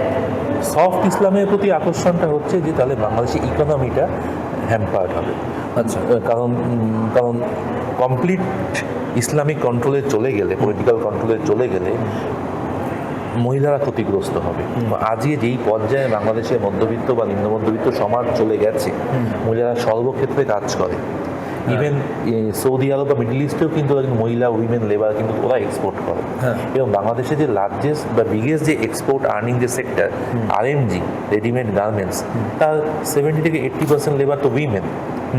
ইকোনমিটা ধ্বংস হয়ে যাবে, এক্সপোর্ট নষ্ট হবে, লেবার মার্কেট নষ্ট হবে, ইকোনমি ধ্বংস হবে, এবং সমাজ যে পর্যায়ে চলে গেছে আর ফিরে যাওয়া যাবে না। কারণ বাংলাদেশকে আমরা যতই সমালোচনা করি, বাংলাদেশের সামাজিক স্তর তো আফগানিস্তানের সামাজিক স্তরে নেই, অনেক বহুদূর এগিয়েছে, অনেক সমালোচনা আছে কিন্তু তবু এগিয়েছে, অগ্রগতি হয়েছে, সামাজিক অগ্রগতি হয়েছে, এবং মহিলাদের একটা উল্লেখযোগ্য একটা অগ্রগতি কিন্তু হয়েছে। আর বাঙালি মুসলিম সমাজে কিন্তু তার মধ্যে ধর্মান্ধতা, সাম্প্রদায়িকতা সমস্ত কিছু থাকা সত্ত্বেও কিন্তু বেগম রোকেয়া, বেগম সুফিয়া কামাল, জাহানারা ইমাম, শামসুন্নাহার মাহমুদ হয়ে তসলিমা নাসরিন, শেখ হাসিনা, খালেদা জিয়া, কাউকেই বাদ দিচ্ছি না, এদের কিনা একটা ধারাবাহিকতা কিন্তু আছে। লায়লা আর্জমান্দ বানু, ফিরোজা বেগম সঙ্গীতের ক্ষেত্রে সব কিছু মিলিয়ে কিন্তু সাবিনা ইয়াসমিন, রুনা লায়লা, এদের রেজওয়ানা চৌধুরী, রবীন্দ্রসঙ্গীত রেজওয়ানা চৌধুরী, বন্যা সঞ্জিদা খাতুন, তারও আগে প্রথম মুসলিম মহিলা যিনি, বাঙালি মুসলিম মহিলা যিনি শান্তিনিকেতনে যান রবীন্দ্রসঙ্গীত শিখতে, ফরিদা বাড়ি মালিক। আচ্ছা, সুতরাং এইটা তো একটা ঐতিহ্য তো রয়েছে বাঙালি মুসলিম মধ্যবিত্ত সমাজে। বা বাঙালি মুসলিম উচ্চ মধ্যবিত্ত সমাজে, হ্যাঁ। আর উচ্চবিত্ত মধ্যবিত্ত এরাই তো পথ দেখায়, হ্যাঁ। সর্বত্র এটা দেখা হ্যাঁ। যাচ্ছে। তোমরা মহিলাদেরকে অস্বীকার করে একে অন্তঃপুরবাসিনী করে আজকেই 2025-26 সম্ভব না। আচ্ছা। কিন্তু তারা কিন্তু ইসলামিক আইডেন্টিটির প্রতি কিন্তু তাদের একটা যথেষ্ট সেন্টিমেন্টাল অ্যাটাচমেন্ট আছে। এই কারণে তুমি দেখবে ভারত পাকিস্তানের খেলা যখন হয়, যখনই হোক, যে সময়তেই হোক, বাংলাদেশে যেই সরকারি ক্ষমতায় থাকে, পাকিস্তানের পক্ষে কিন্তু সমর্থন বেশি থাকে। তার কারণ ক্ষমতার দ্বন্দ্বের কারণে পূর্ব পাকিস্তান পশ্চিম পাকিস্তান বিভাজিত হয়েছে। কিন্তু পাকিস্তান শুধু তো একটি স্টেট নয়, একটি রাষ্ট্র ব্যবস্থা নয়, হ্যাঁ। এটা কিন্তু একটি রাজনৈতিক আদর্শ। হ্যাঁ। ইডিওলজিয়া পাকিস্তান বলা হয়, হ্যাঁ। নাজারিয়ায় পাকিস্তান। হ্যাঁ। এই নাজারিয়া পাকিস্তানের বিরোধিতা বাংলাদেশে করা হয়েছে, বিপুল সংখ্যক মানুষ করেছে তা কিন্তু নয়, একটা অংশ করেছে তা কিন্তু নয়, মানে মানে বৃহৎ অংশ করেছে এটা বলা যাবে না। হ্যাঁ। যদি সেটা হতো তাহলে মুজিবকে ফিরে এসেই দ্বিতীয় বৃহত্তম মুসলিম রাষ্ট্র 10ই জানুয়ারি 72 সালে মুজিবকে এটা বলতে হতো না। কারণ মুজিব তো ছাত্র জীবন থেকে তো রাজনীতি করেছে, ফরিদপুর থেকে এসে কলকাতা হয়ে সে তো, তারপর তো ঢাকায় সে তো রাজনীতি করেছে। সে তো বাঙালি মুসলমানের পালস সে বুঝতো, সে বুঝতো। এই জন্য তার কথাগুলো আমাদের খারাপ লাগতে পারে ভারতীয় হিসেবে, যে যে যে পাকিস্তান ভেঙে বাংলাদেশ করছে, যার নেতা মুজিবুর রহমান সেই ফিরে এই কথা বলছে। তার কারণ উনি তো ইম্পোর্টেড লিডার নয়, ইম্পোজ লিডার নয়, উনি তো ইভলভ লিডার বাঙালি মুসলমান সমাজে। ফজলুল হক, হুসেন শহীদ সোহরাওয়ার্দী, খাওয়াজা নজিমুদ্দিন, মৌলানা ভাসানীর পরে যেই নেতা উঠে এলো বাংলাদেশে বা বাঙালি মুসলমান সমাজে, সে তো শেখ মুজিবুর রহমান। এবং সে তার আত্মজীবনী পড়লেই বুঝবো যে সে কি চিন্তা ভাবনা নিয়ে বড় হয়েছে। আমার তোমার খারাপ লাগতে পারে, খুব একটা যে ভালো লাগে তাও নয়, কিন্তু সে তো পাকিস্তান আন্দোলনেরই প্রোডাক্ট। সে তো কলকাতায় তো সে পাকিস্তান আন্দোলন করেছে। সে তো 1946 সালে তার ভূমিকা কি ছিল, কারণ তার রাজনৈতিক গুরু কিন্তু হুসেন শহীদ সোহরাওয়ার্দী সাহেব। সে কিন্তু সোহরাওয়ার্দী সাহেব বলতে সে কিন্তু অজ্ঞান ছিল। সুতরাং এবং 1970 সালে যে ইলেকশন হলো, তারপরেও তো আওয়ামী লীগ বলেছিল যে কোরআন সুন্নাহ বিরোধী কোনো আইন করা যাবে না। এবং বাংলাদেশ হওয়ার পরেও কিন্তু প্রত্যেকটা নির্বাচনে আওয়ামী লীগ কিন্তু বলেছে যে আমরা কোরআন সুন্নাহ বিরোধী কোনো আইন আমরা প্রণয়ন করব না। তুমি মুখে ধর্মনিরপেক্ষতার কথা বলছো, আবার তুমি বলছো যে তুমি কোরআন সুন্নাহ বিরোধী কোনো আইন প্রণয়ন করবো না। এটা কি বলে? এটা তো দ্বিচারিতা। তো এই দ্বিচারিতা রাজনীতি আওয়ামী লীগ করে এসেছে। তুলনায় বিএনপি জামাতের মধ্যে দ্বিচারিতা কম। মনের কথা মুখ দিয়ে বলতে পারে। আওয়ামী লীগ যে মনের কথা সেটা মুখ দিয়ে বলতে পারে না। এবং 80-র দশকের শেষ বা 90-র দশক থেকে যেটা শুরু করলো, বিএনপি স্লোগান যেহেতু বিসমিল্লাহির রহমানির রহিম, আওয়ামী লীগ বলতে শুরু করলো যে আল্লাহ সর্বশক্তিমান। এটি ধর্মনিরপেক্ষ দল কি করে একটি বিশেষ ধর্মের যে দেবতা বা ঈশ্বর বা ভগবান যাই বলি না কেন, শ্রদ্ধা রেখেই বলছি, তাকে কি করে বলতে পারে? এখানেই তো বোঝা যায় যে আওয়ামী লীগ ধর্মনিরপেক্ষ দল নয়। আওয়ামী লীগ তাদের আওয়ামী মুসলিম লীগ ছিল। সে তো আগে মুসলিম লীগ ছিল। অল ইন্ডিয়া মুসলিম লীগ থেকে আওয়ামী মুসলিম পাকিস্তান হলো, তারপরে হলো তোমার মানে অল পাকিস্তান আওয়ামী লীগ, তারপর হলো বাংলাদেশ আওয়ামী লীগ। 71-এ মুজিবের পজিশন কি ছিল আওয়ামী লীগে? অল পাকিস্তান আওয়ামী লীগের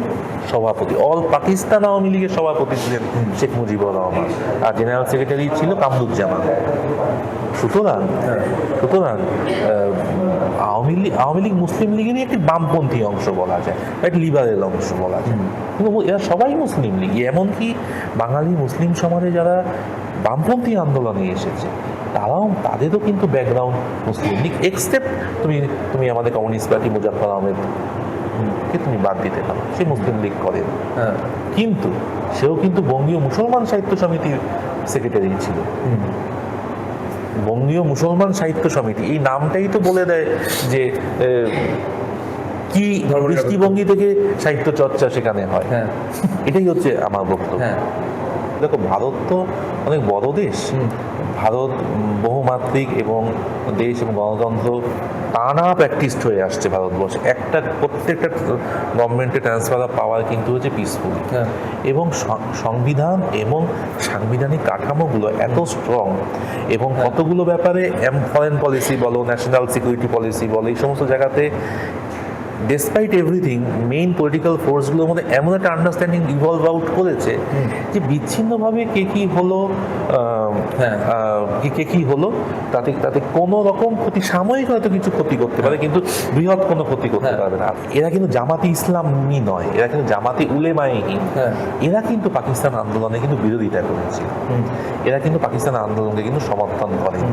সুতরাং এদের মধ্যে কিন্তু সেটা তো অন্য অবিভক্ত ভারতের প্রতি এদের কিন্তু একটা যথেষ্ট, সেটা তো পুরো ভারতকে ইসলামী বানাতে হবে, সেই জন্য আমরা তো আমরা চাই না ইসলামী শাসন আসুক, সেইটার জন্য তো দেখো ইসলামী সংগঠন তো চাইবে ইসলাম প্রতিষ্ঠা করতে, কিন্তু তারা তো ভারতকে ভাঙতে চায়নি। আমরা যাকে ভারত মাতা বলি তাকে তো তারা ভাঙতে চায়নি, এই ক্রেডিট তাদেরকে দিতেই হবে। না ভেঙে অন্য জিনিস করতে চেয়েছিল ভারত মাতার সঙ্গে, তাহলে কিভাবে ক্রেডিট দেবো? হ্যাঁ, করতে তো পারিনি।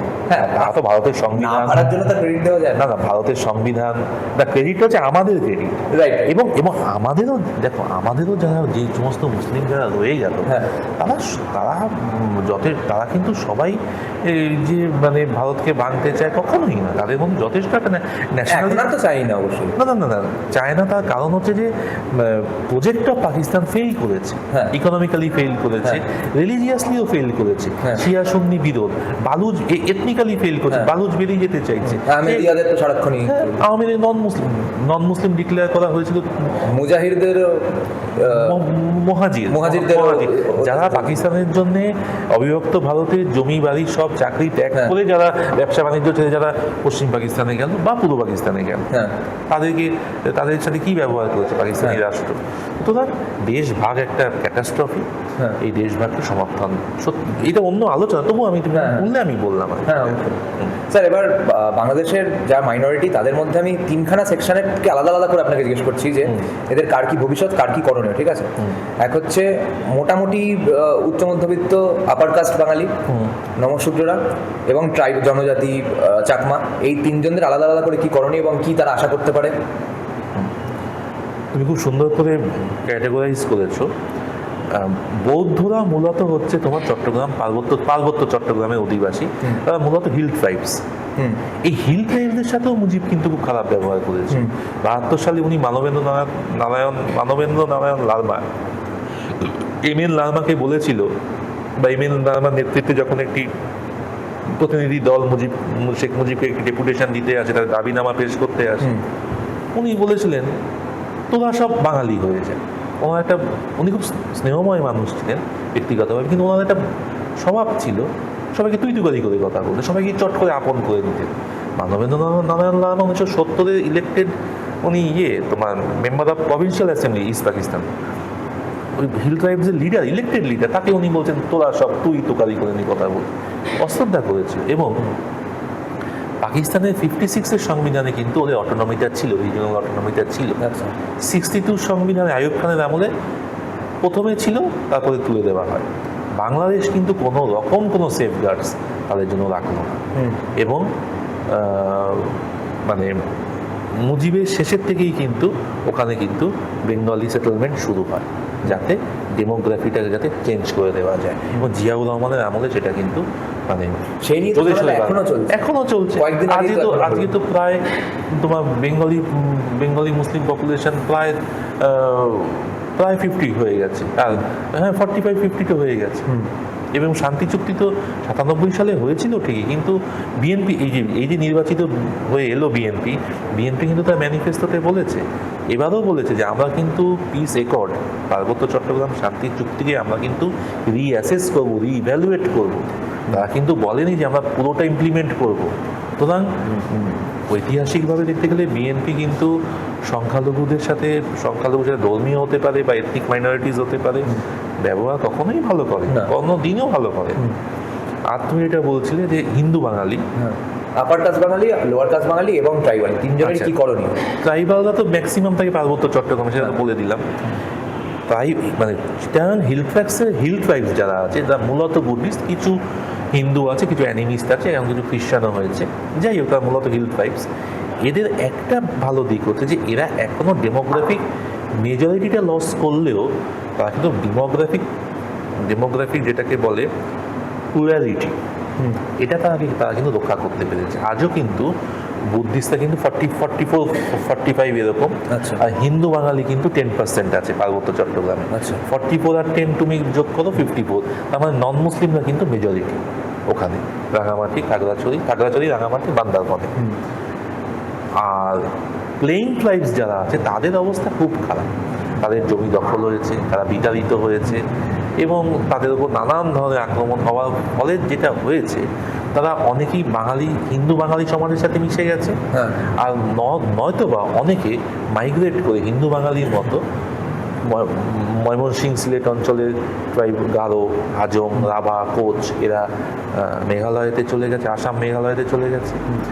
আর উত্তরবঙ্গ এবং দক্ষিণবঙ্গে সাঁওতাল, ওরাও এরা যে ছিল, এরা অনেকেই আবার পশ্চিমবাংলায় চলে এসেছে। হ্যাঁ। এটা শুরু হয় 64 সাল থেকে। 64 সালে প্রথম হিন্দু বাঙালির সাথে আদিবাসীরাও দেশত্যাগ করতে বাধ্য হলো। আচ্ছা। এটা নতুন ফেনোমেনন নয়।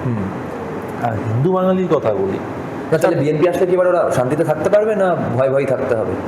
ভবিষ্যৎ শান্তির সুযোগ নেই, কারণ বাংলাদেশের সোসাইটি এবং স্টেট এমনভাবে স্ট্রাকচার, ল্যান্ড রিলেশনস এমনভাবে গত 80 বছরে তৈরি করা হয়েছে, এবং ল্যান্ড ভিত্তিক পলিটিক্স এমনভাবে হয়েছে বাংলাদেশে। ভেস্টেড প্রপার্টি, হ্যাঁ, ভেস্টেড প্রপার্টি অ্যাক্ট আছে, তারপরে তোমার জমি দখল করে নেওয়া হয়, এবং আদিবাসীরা তো মূলত বনাঞ্চলে থাকে, সেই বনভূমি দখল করে সরকার ইকো পার্ক, ইকো ট্যুরিজম আচ্ছা। ডেভেলপ করছে, এবং সেই জমিও আবার মিলিটারিকে দেওয়া হচ্ছে, তারা সেখানে আবার তোমার ওই যে হোমস্টে, কটেজ, আচ্ছা। মানে ট্যুরিজম ফেসিলিটিস, অ্যাকোমোডেশন ডেভেলপ করছে।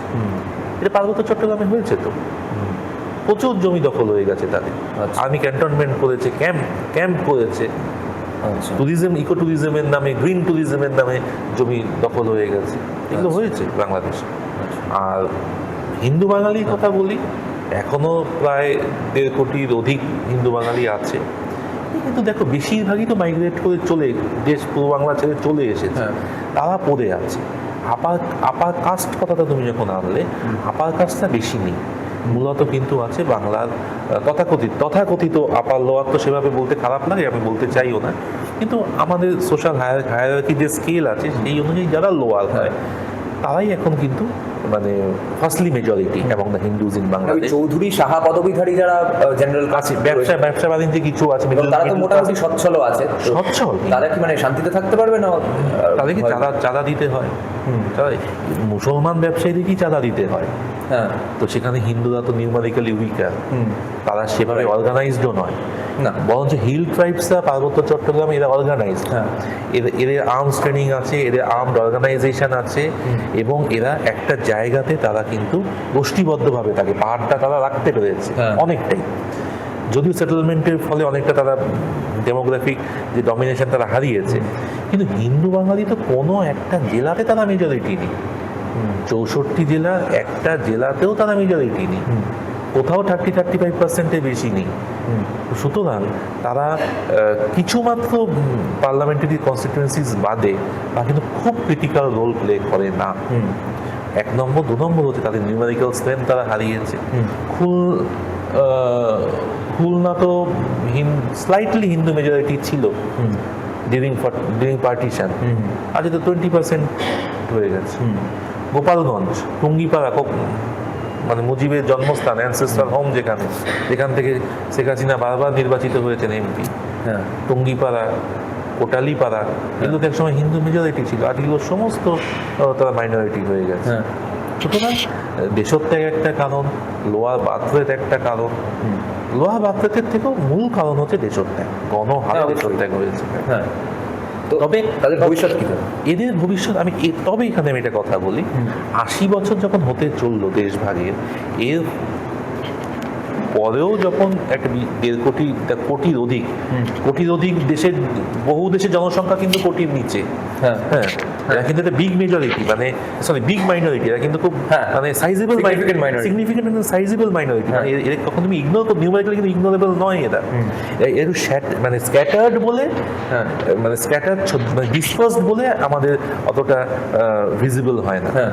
কিন্তু education sector, health sector, government service, business, বিশেষ করে জুয়েলারি বিজনেস, চালের ব্যবসা, এই সমস্ত ক্ষেত্রে তো যথেষ্ট আজও তাদের ভিজিবিলিটি আছে। তাদের বিশেষ করে সোনার ব্যবসার ক্ষেত্রে তো শাহদের যথেষ্ট ডমিনেশন আছে, শাহ, পাল, পণ্ডু, এই সমস্ত কমিউনিটিগুলো।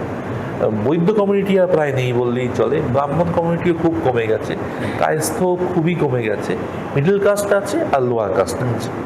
চৌধুরীরা তো ওখানে হ্যাঁ, কায়স্থ বলেই চালায়, ক্ষত্রিয় কায়স্থ বলেনি। যদি ব্রাহ্মণ হতে পারে, কায়স্থ হতে পারে, বৈদ্য হতে পারে, আবার কি বাংলাদেশের বলে সবাই ওই মহাজন ছিল আগে, তারপরে মূলত ক্ষত্রিয় কায়স্থ মহাজন, তবে হলো। ব্রাহ্মণও আছে। আচ্ছা। হ্যাঁ, ব্রাহ্মণ এই যে ব্রাহ্মণ কায়স্থ বৈদ্যের মধ্যেও হয়। আচ্ছা। হয়, হ্যাঁ, পূর্ব বাংলায় হয়। আচ্ছা। আসলে কি হয়েছে, হিন্দু বাঙালির ব্রিটিশ আমলে পশ্চিম বাংলাতে বেশি মনীষী জন্মগ্রহণ করেছে, আর শিক্ষিত মানুষ, এডুকেটেড মিডল ক্লাসটা কিন্তু ইমার্জ করে কিন্তু ইস্ট বেঙ্গল থেকে কম্পারেটিভলি বেশি, ওয়েস্ট বেঙ্গলেও ছিল। হ্যাঁ।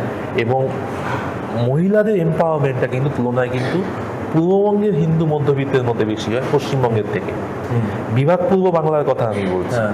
এই কমিউনিটিটা যখন দেশভাগের ফলে একটা বিপর্যয়ের সম্মুখীন হলো এবং প্রায় ওয়াইপ আউট হয়ে গেল তারা, এবং তারা প্রায় হারিয়ে গেল আমাদের ইতিহাস থেকে রাজনৈতিকভাবে। তুমি দেখো 46-এ যে কংগ্রেসের যে দল বাংলা বিধানসভায়, সেই কংগ্রেস দলের নেতা কে ছিল? কিরণ শঙ্কর রায়, ঢাকার নেতা, ডেপুটি লিডার ধীরেন্দ্রনাথ দত্ত, কুমিল্লার লোক।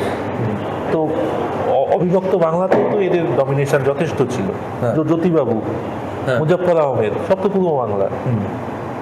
শুধু হিন্দু মহাসভা খুবই দুর্বল দল ছিল, ওয়ান ম্যান আর্মি ছিল।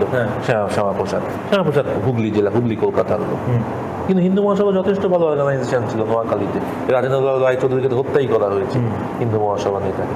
আরএসপি ছিল, ফরওয়ার্ড ব্লক ছিল, ফণীভূষণ মজুমদার ছিল, প্রচুর বিপ্লবী ছিল পূর্ব বাংলায়, অনুশীলন সমিতি, যুগান্তর। তাহলে কিন্তু দেশভাগের পরে কি হলো, প্রথমেই আপার কাস্ট এডুকেটেড এলিট, এরা মোটামুটি 50 থেকে 64-65 মধ্যে এরা অনেকটাই ফাঁকা হয়ে গেল পূর্ব বাংলা। ঢাকা বিশ্ববিদ্যালয় থেকে শুরু করে সমস্ত জায়গা থেকে এরা ফাঁকা হয়ে গেল। আর 65 যুদ্ধের পরে, মানে ভারত পাক যুদ্ধের পরে যখন তোমার ওই সত্য সম্পত্তি অর্ডার জারি করলো ইস্ট পাকিস্তানে, জারি করা হলো, মোনায়েম খান তখন গভর্নর ছিলেন, তারপরে তো হিন্দু মাইগ্রেশন মানে দ্রুত হবে। তারপর 71-এ তো আমরা জানি কি হয়েছে, বেছে বেছে হিন্দুদেরকে হত্যা করা হয়েছে, বেছে সিলেক্টিভ কিলিং, মানে সিলেক্টিভলি, মানে on communal basis indiscriminate killing হয়েছে। মুসলিমরাও হত্যার শিকার হয়েছে, ধর্ষণের শিকার হয়েছে, অগ্নি সংযোগের শিকার হয়েছে, কিন্তু সেটা হয়েছে যারা প্রো আওয়ামী লীগ আর প্রো লেফট যারা ছিল, কমিউনিস্ট পার্টি বা মুজাফফর আহমেদ পন্থী যারা ছিল তারা। হিন্দু কমিউনিটির ক্ষেত্রে কিন্তু কোনো রং দেখা হয়নি, কোনো শ্রেণী, বর্ণ, কিচ্ছু, জাত কিচ্ছু দেখা হয়নি। জাত যদি দেখাই হতো তাহলে তো যোগেন মন্ডলকে পালিয়ে এসে রেজিগনেশন লেটার করাচিতে পাঠাতে হয় না লিয়াকত আলী খানকে। সুতরাং কংগ্রেসের কত ভালো ভালো নেতা ছিল কংগ্রেসে, কিরণ শঙ্কর রায়, ভূপেন্দ্র কুমার দত্ত, কামিনী কুমার দত্ত, ধীরেন দত্ত, প্রভাষচন্দ্র লাহিড়ী, হরেন্দ্র কুমার সু, শ্রীশচন্দ্র চট্টোপাধ্যায়, আশালতা সেন, মিলি সেনগুপ্ত, সবাই তো আমার থেকে মুছে গেল একেবারে। এবং পশ্চিমবাংলায় এসে কিরণ শঙ্কর রায় ছাড়া তো আর কেউ কিছু সেভাবে তারা কিছু গ্রাউন্ডই পেল না। বিপ্লবী ত্রৈলোক্যনাথ চক্রবর্তী, হেমচন্দ্র ঘোষ, বেঙ্গল ভলেন্টিয়ারের প্রতিষ্ঠাতা, এরা বামপন্থী নেতাদের মধ্যে প্রচুর আছে এরকম। RSP, communist party, forward block, সবাই মানে কি হলো, political elite, social elite, educated elite সবাই মুছে গেল পূর্ব বাংলা থেকে। এবং এটা কিন্তু বাঙালির একটা বিপর্যয়, সামগ্রিকভাবে বাঙালি, শুধু হিন্দু বাঙালির নয়, বাঙালির একটা বিপর্যয়। এবং আমি কিছুদিন আগে তোমার শান্তিসুধা ঘোষের আত্মজীবনীটা আমি পড়ছিলাম, জীবনের রঙ্গমঞ্চে মনে হয় নামটা। সেখানে উনি বলছেন, উনি যখন বরিশাল থেকে শেষবারের মতো চলে আসছেন, উনি বলছেন যে চোখের সামনে দেখছি একটি বিরাট একটি জাতির অবক্ষয় হলো ইতিহাসে। ঐতিহাসিক দেশভাগের কারণে। উনি কিন্তু প্রথমে আসেন, উনি কিন্তু 48 সালে এসেছেন, 47 সালেই উনি কিন্তু আসেন। উনি কিন্তু ব্রজমোহন কলেজের অধ্যাপিকা ছিলেন। উনি ওই মানে 47 সালে দেশ ভাগ হলো এবং পাকিস্তান সৃষ্টি হলো, তো পরের বছর 48 সালে 15ই আগস্ট পাকিস্তানের স্বাধীনতা দিবস। স্বাধীনতা দিবসে উনি কলেজের প্রফেসর হিসেবে উনি অংশগ্রহণ করেছেন। কলেজের ছাত্রছাত্রীরা সাংস্কৃতিক অনুষ্ঠান করছে। তো কিছু ছাত্রছাত্রী একটি গান গাইলো, এটি স্বদেশী দেশাত্মবোধক গান আমাদের। সেই গানে বলা আছে 30 কোটি মোরা ভারতীয়।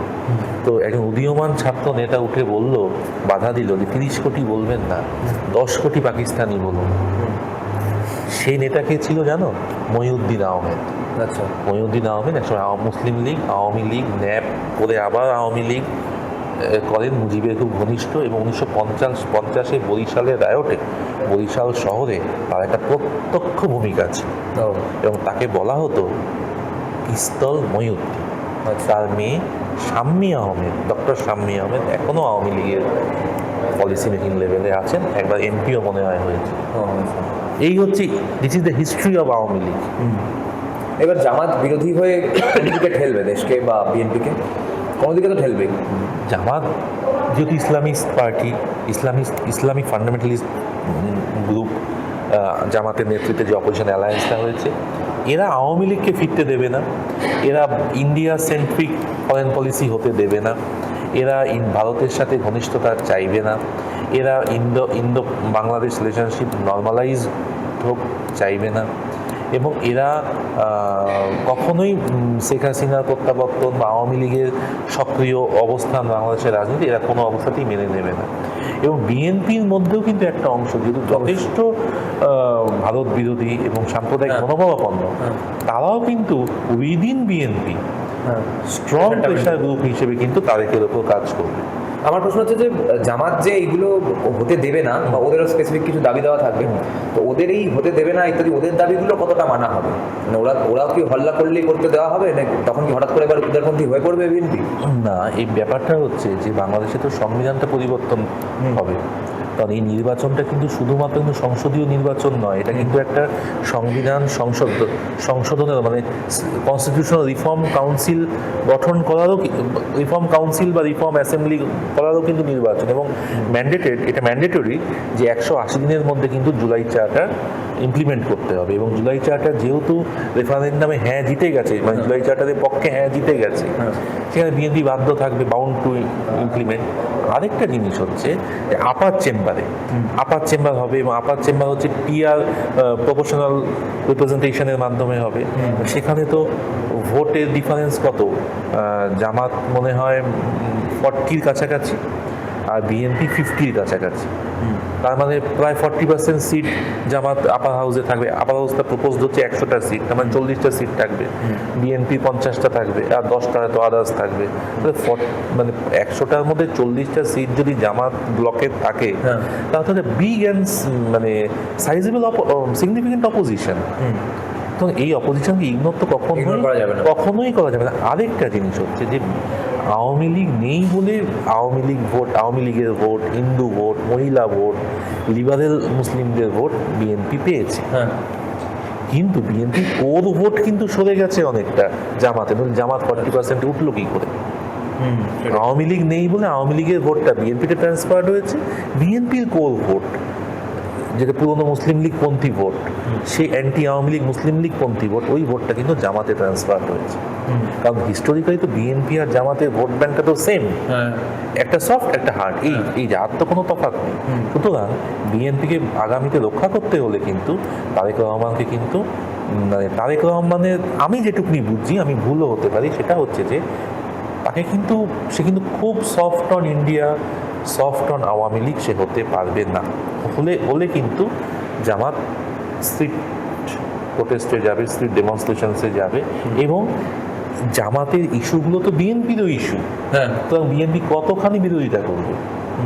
বিএনপি তো বিরোধিতা করতে গেলে ওইটা হবে হিপোক্রিসি, আর নয়তো হবে সুইসাইডাল।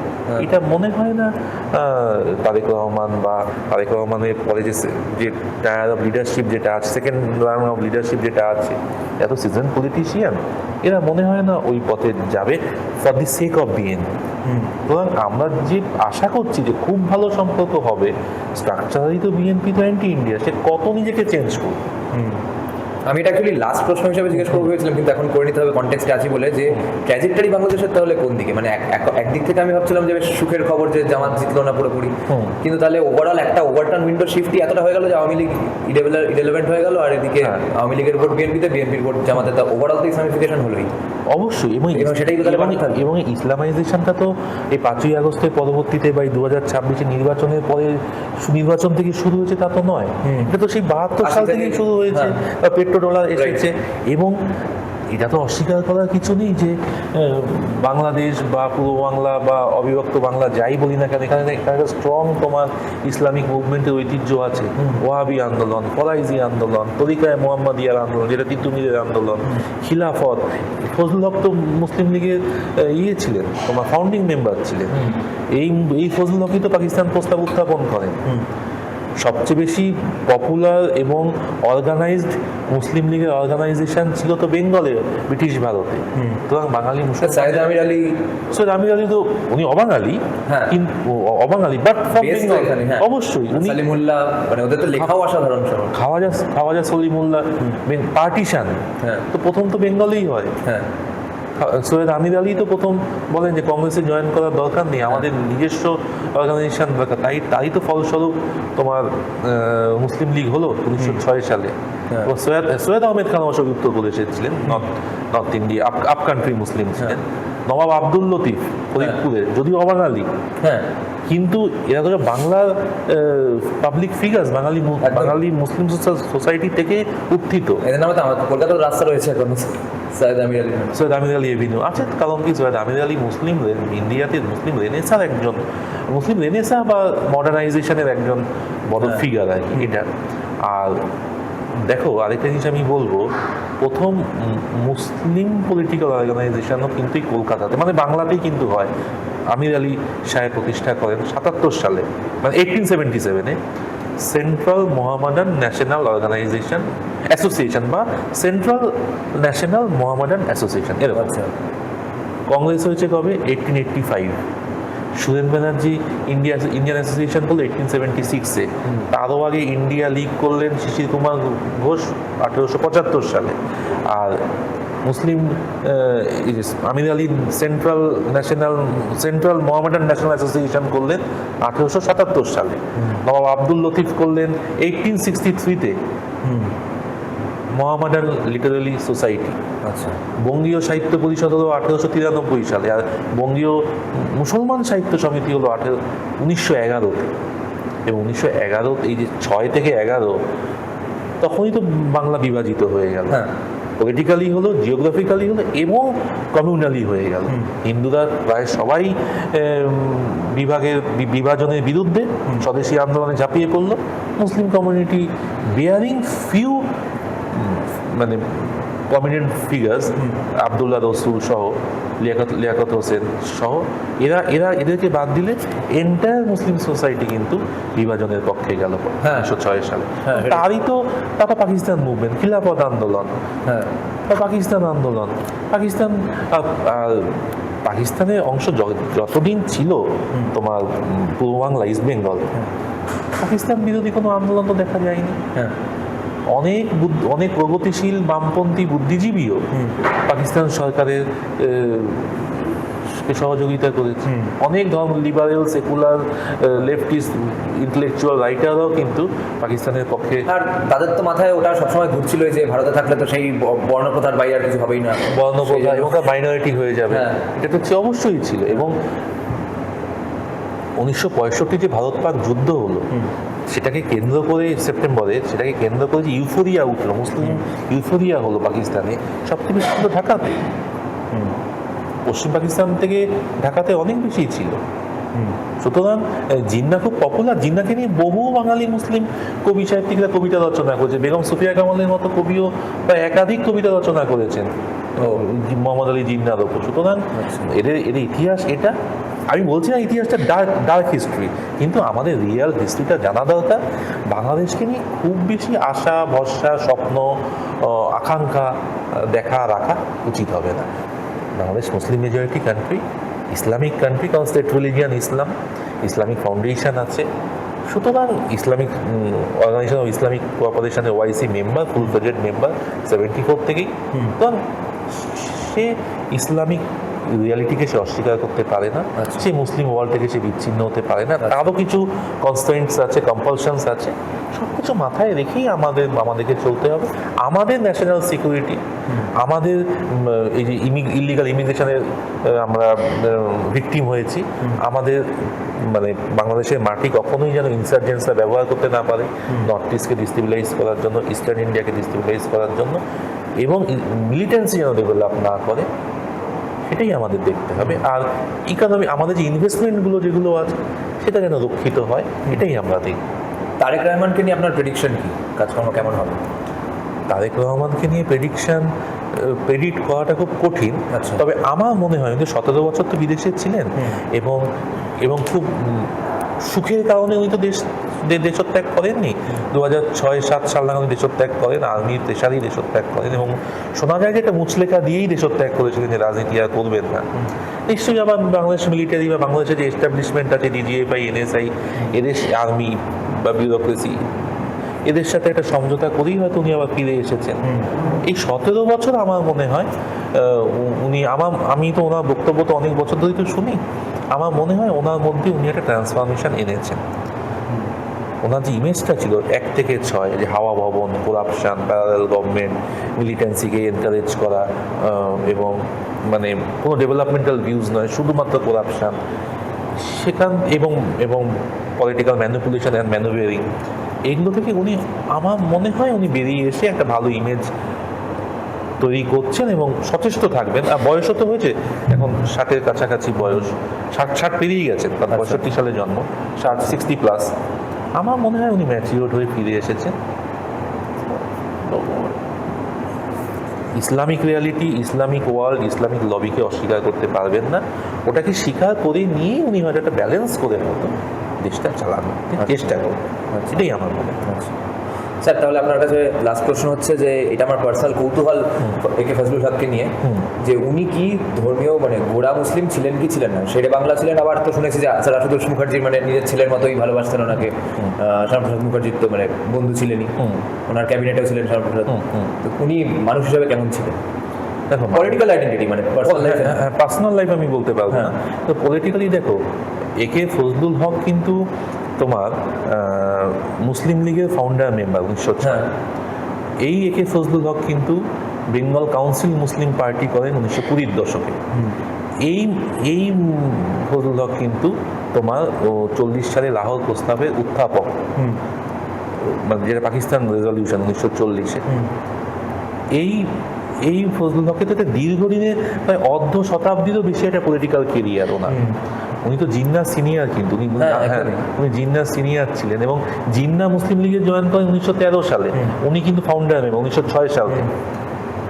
উনি চূড়ান্ত সাম্প্রদায়িক আমি বলবো না, কিন্তু সাম্প্রদায়িক উত্তেজনার সময় যখন নোয়াখালীতে গান্ধীজি গেছিলেন, ওই বিভৎস ঘটনা নোয়াখালী, একতরফা সাম্প্রদায়িক হত্যা এবং অত্যাচার হয়েছে, তখন উনি কিন্তু খুব একটা সহযোগিতা, উনি কিন্তু ওনার ভূমিকাটা খুব ভালো ছিল না, এবং শ্যামাপ্রসাদ মুখার্জিকে উনি বলেছিলেন শ্যামা পোকা বলেছিলেন, যদিও শ্যামা হক মন্ত্রিসভা করেছিলেন, হিন্দু মহাসভা ফরওয়ার্ড ব্লক আর এই ওনার কৃষক প্রজা পার্টি।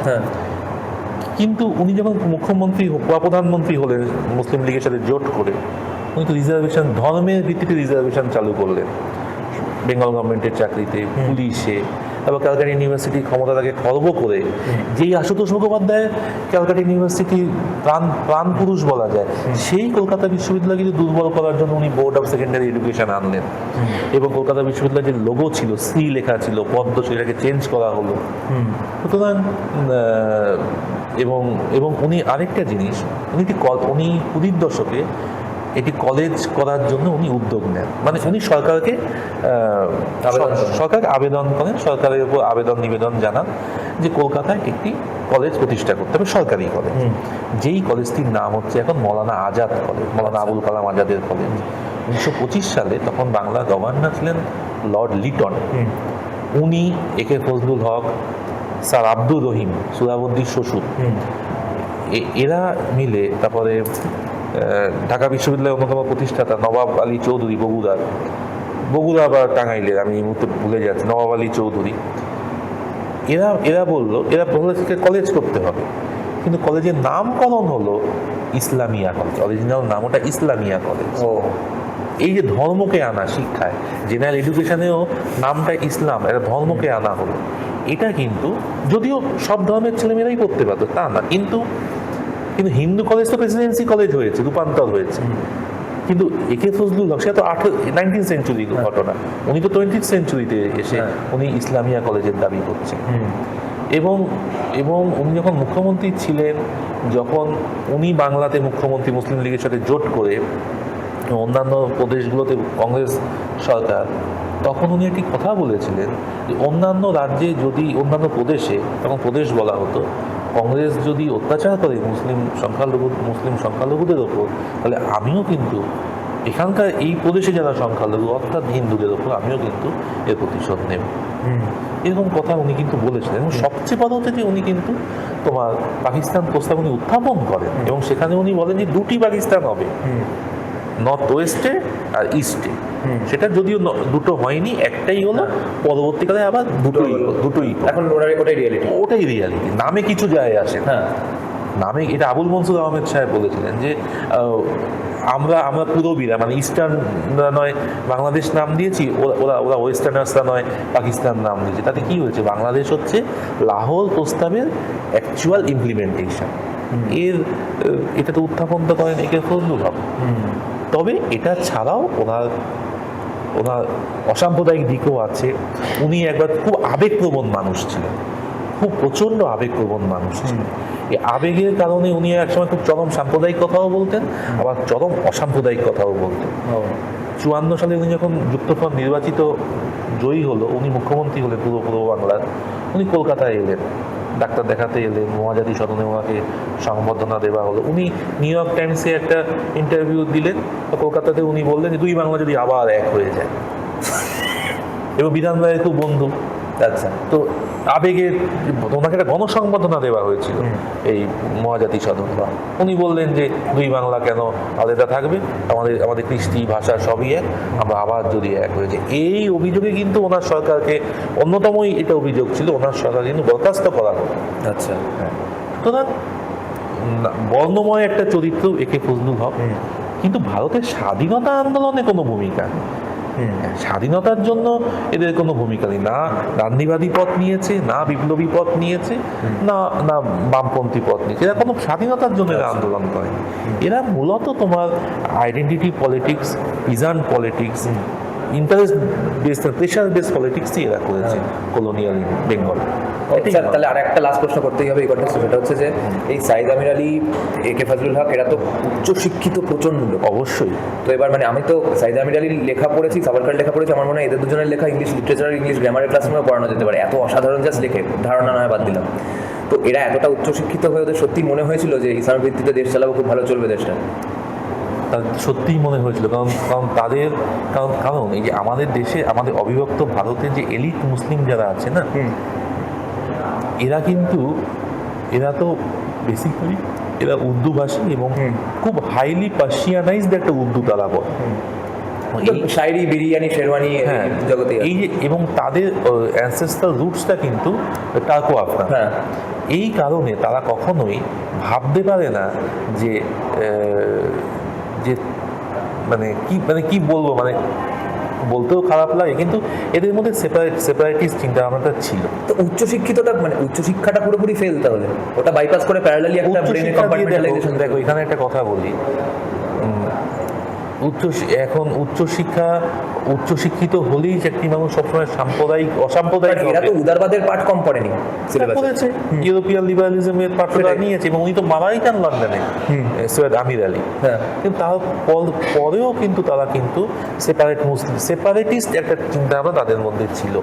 এবং এর কারণটা হচ্ছে যে ইসলাম ভারতে এসেছে ঠিকই, কিন্তু মানে কম্পোজিট যে আমাদের ইন্ডিয়ান আইডেন্টিটি, এখানে অনেক প্রশ্ন আছে এখন, আনঅ্যান্সার্ড এবং আনরিজলভড অনেক প্রশ্ন আছে। কারণ আনাস্ট অনেক প্রশ্ন আনআস্কড প্রশ্ন আছে এবং আনরেজড প্রশ্নও হ্যাঁ। আছে, তুমি পলিটিক্যালি কারেক্ট। আরেকটা জিনিস হচ্ছে যে দেখো, পাকিস্তান কিন্তু শুধু একটি রাষ্ট্র নয়, আইডিয়া, এটা আইডিয়া, এটা সাইকি, এটা একটা মেন্টালিটি। নতুন মদিনা। নিউ মানে সিটাডেল অফ ইসলাম। হ্যাঁ। এবং পাকিস্তান কিন্তু ফার্স্ট ইসলামিক রিপাবলিক সারা পৃথিবীতে। আচ্ছা, মানে সেই বাকিগুলো monarchy। মনার্কি, হ্যাঁ মনার্কি, মোনার্কি রিপাবলিক যদি বলো, হ্যাঁ। তাহলে কিন্তু ফার্স্ট ইসলামিক রিপাবলিক কিন্তু তোমার পাকিস্তান। এবং পাকিস্তানের একটা group, Pakistan not as a state, স্টেটটা দুর্বল হয়ে গেছে, হ্যাঁ। দেউলিয়া হয়ে গেছে, হ্যাঁ। ভেঙেও গেছে। আমরা ভেঙেই দিয়েছি পাকিস্তানকে, তো রাম পাকিস্তান পড়ে আছে। কিন্তু আইডিয়া অফ পাকিস্তানটা কিন্তু যতদিন তোমার হিন্দু মুসলিম সংস্কৃতিগত মিলন না হবে, আমাদের এই যে সিন্ধু থেকে আসাম, কাশ্মীর থেকে কন্যাকুমারীর যে ভারতবর্ষ, ততদিন এই idea of Islam, sorry idea of Pakistan কিন্তু রয়ে যায়। এটা আমার মানে ধারণা। আশা করি আপনার ধারণা ভুল প্রমাণিত হবে। আমিও চাই ভুল প্রমাণিত। অনেক ধন্যবাদ স্যার আমার পডকাস্টে আসার জন্য। তোমাকেও অনেক ধন্যবাদ।